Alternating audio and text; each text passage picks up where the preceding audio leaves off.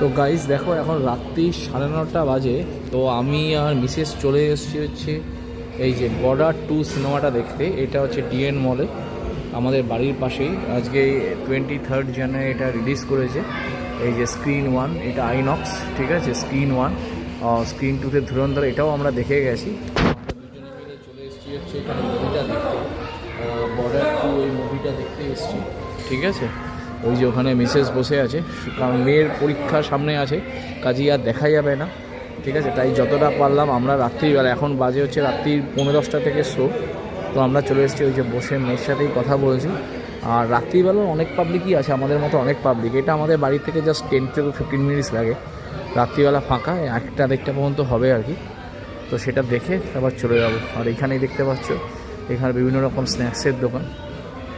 Screen 1-এ আমাদের এটা রয়েছে আর কি মুভিটা। তো শুনছি নাকি মানে অবশ্যই দেশের ওপরে, দেশত্ববোধের ওপরে সিনেমা। বর্ডারটাও দারুণ ছিল, অনেক দিন বাদে আবার সেই সিনেমাটা দেখলাম, এবং সানি দেওয়ালের সাথে অনেক ইয়ং জেনারেশনও আছে। তো আশা করা যায় ভালো লাগবে, ঠিক আছে। তো চলো দেখে নিই, তারপরে তোমাদেরকে বলবো কীরকম লাগলো এই যে স্ক্রিন 1-এ।